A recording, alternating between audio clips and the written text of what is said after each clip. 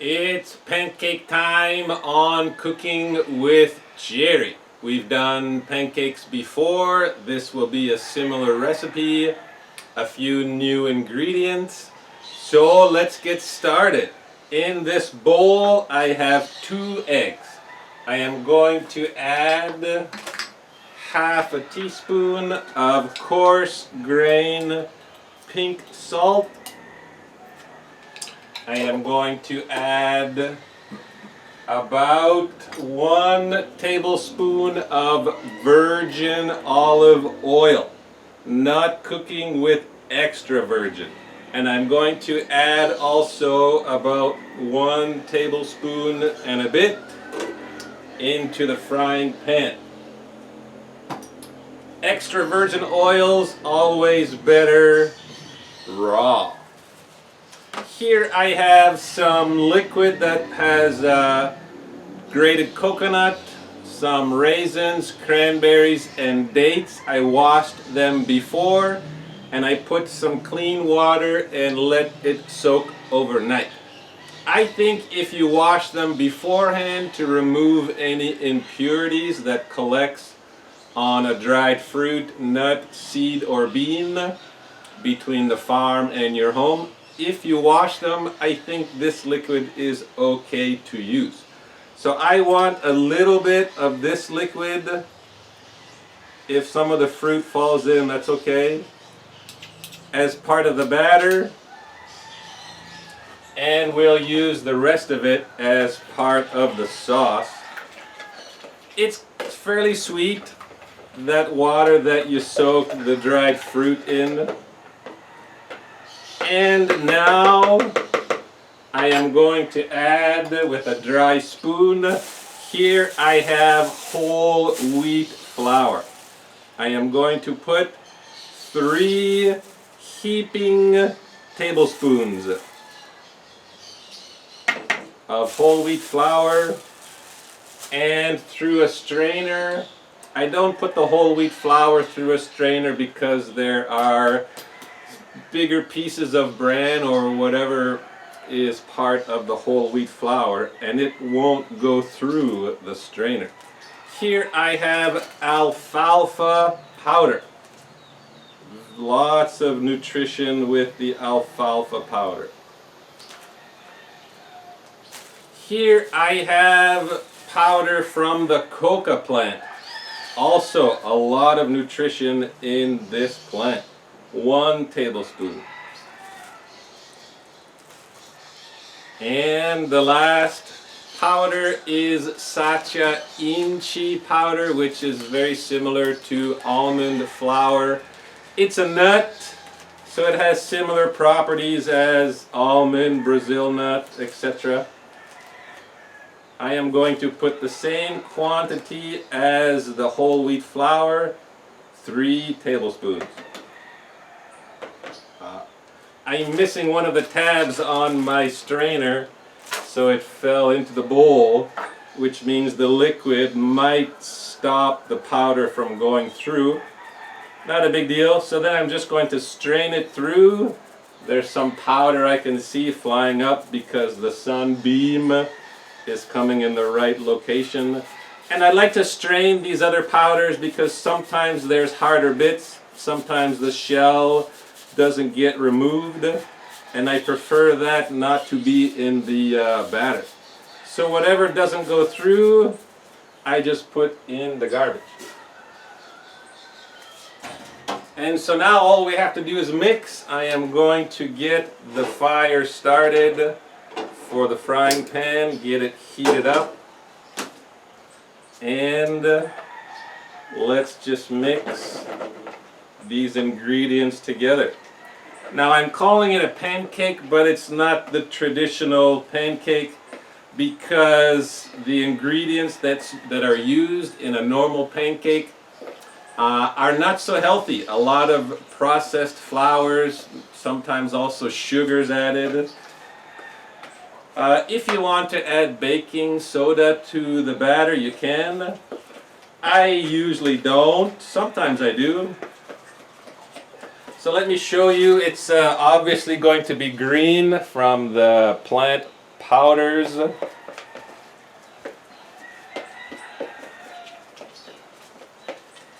So that's ready. I just want to wait for the frying pan to heat up, maybe 1 more minute. And it's not a lot of batter, so it should cook fairly quickly. For the sauce, let me explain. Here I have a piece of turmeric about this big that I cut up into small pieces, and I use the bowl because it's much easier to clean the bowl than it is to clean my cutting board. Turmeric stains a lot, your fingers, the cutting surface, the knife, and to allow your body to absorb better the turmeric, it's suggested to add black pepper. So I have 1 teaspoon of ground black pepper that I mixed into the small pieces of turmeric, and you can see a little bit the staining that happens. So this is probably hot enough. Let me just coat the bottom with the oil and clean off the spoon with the spatula. And this is going to go directly into the frying pan. No sizzle. The frying pan could have been a little bit warmer. If I would have let it heat up another 30 seconds, there may have been a sizzle. Don't fall. And once you have the batter, because it's fairly thick, spread it out a little bit. I'll even it, excuse me, among the base of the frying pan. Maybe even knock it.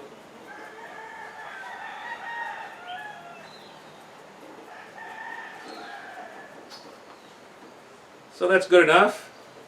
Got a nice thickness to it, which will be nice. Good for eating, good for chewing. And I'll cover it. And now let's get started on the sauce. Going to fire up this burner on a low heat. I have 1 tablespoon of butter. I'm also missing the tab for this one, so it might fall in, but I want that out of the way because what's going in the smaller frying pan is a piece of pure cocoa. But first I need my knife. And here's the knife I use for the turmeric, always using the same knife. You can see it stains a little bit. So this is a block of pure cocoa that's from a farm not too far from here that they have cocoa plant. And I am just going to shave about a tablespoon into the butter, not trying to cook it. It's already been roasted before it gets ground and becomes liquid, and then they put it into a mold and then it becomes solid again. I just want to heat up the cocoa enough that it becomes liquid. So that was about a tablespoon, maybe a little bit more. And it's better, I think, to store pure cocoa, any kind of nut or seed or dried fruit. I think it's better to store in the fridge or the freezer, just to maintain its freshness. So that's enough heat for this one. There's some bubbling happening with that one. Should be cooked fairly quickly. And here's the turmeric that's going in. Turmeric with the ground black pepper. And then here are some nuts and seeds. A small handful of pumpkin seeds, some walnuts, some cashews, and some hazelnuts. And how much of this you use depends on how many people you're preparing for, and depends on the nutrition level that you want. These were washed last night and drained, and I put them in a jar with some clean water to soak overnight, and this morning when I woke up I changed that water and put fresh water. I'm going to move these flours and plastic bags away from the frying pan. Now the water from these nuts and seeds, I don't think it's okay to use. So I drained that water and I will not use it for cooking or eating. And then here is what I explained earlier as part of the sauce. This will add sweetness to contrast the bitterness of the cocoa.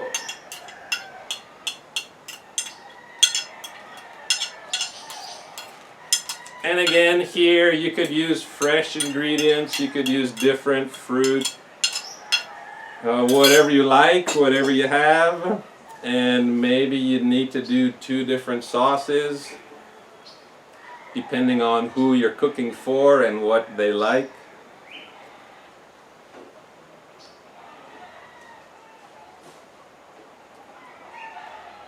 So I'm just mixing the cocoa with the nuts and the seeds, the turmeric, the fruit, the coconut.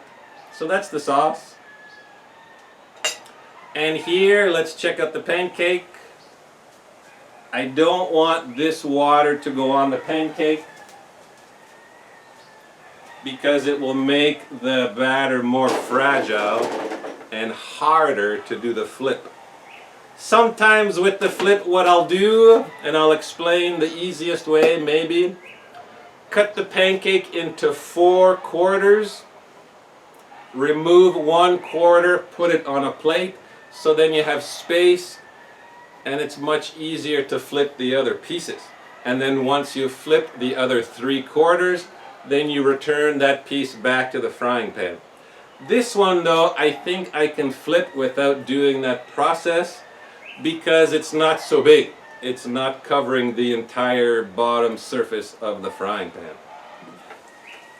So let's do the flip. Got to make sure that the batter is firm enough. Smells really good. And with the flip, I just don't want that oil to wave up and land on the floor. So there's the flip. And I'm just flattening the pancake a little bit.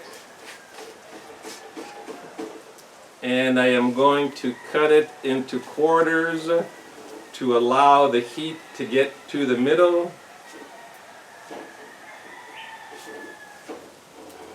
Now what I want to explain today with this video also is sugar. With the regular recipe of pancake or waffle, there's sugar by way of actual refined sugar in the batter, but also the white wheat flour and even whole wheat flour. It's a very processed ingredient and will quickly turn into sugar once it enters your stomach. And then if you're putting the pancake syrup or the table syrup or maple syrup, any kind of sugar on top, whether it be solid, many people like the jam, or whether it be liquid, that's more sugar that's going into your stomach. And when I was younger, I would even put whipped cream on top. A lot of sugar. And the problem with sugar is, if you can think of it this way, inside the body there's good bacteria and bad bacteria. There are good cells and there are bad cells. With the whole food, you're feeding more the good cells. With the processed and ultra processed foods and the sugars, you're feeding the bad cells. You're feeding the bad bacteria. So if you avoid sugar you're going to starve the bad bacteria and the bad cells, and they won't be able to grow and take over, as what happens with many of these diseases that our society is facing today. So if you can think of it that way, it's much easier. Now it's okay for the water to go in because we've done the flip. So if you can think of sugar that way, it's much easier to say no to that dessert after your meal. There's no motivation, there's no self-discipline. You just understand the damage that sugar creates. Looks good. So it's really easy to say no. No birthday cake, no ice cream, no cookies. At least it is for me. And I think it would be for most people. So I'm just flipping back to the original side. And I want to show you before I turn the fire off.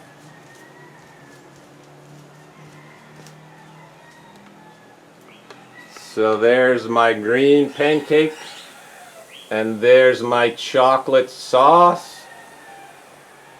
Lots of nutrition, lots of good ingredients. And this is a little bit liquidy.